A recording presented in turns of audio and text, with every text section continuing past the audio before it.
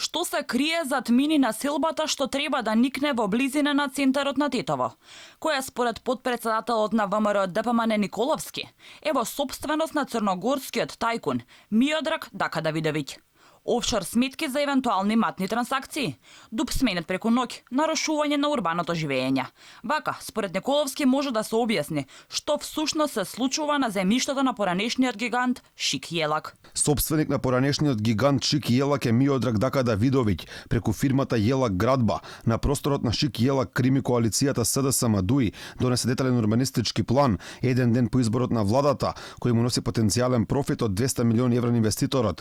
Во Јелак Градба управител е лично Дакадавидовиќ, додека како собственик се јавува фирмата Адастра Груп Корп, која е регистрирана во деночниот и офшор рај Панама. Николовски вели дека Панама била омилено место на бизнисмени кои не мислеле дека еднината на регионот на Балканот е во европската и евроатлантската интеграција, а еден од нив, според потпредседателот на опозицијата, бил и Дакадавидовиќ, на кого двојата Заев и Ахмети му подариле вносен бизнис. Се отвора прашањето дали надлежните институции во Македонија го провериле изворот на средства кои влегуваат во фирмата на Дакадавидовиќ преку неговата офшор фирма во Панама, кој е изворот на тие средства, како се стекнати, исто така легитимно прашање како и зашто ќе се користат средствата кои ќе се заработат од дупот во Тетово, дали ќе бидат испомпувани кон Панама и каде потоа ќе завршат.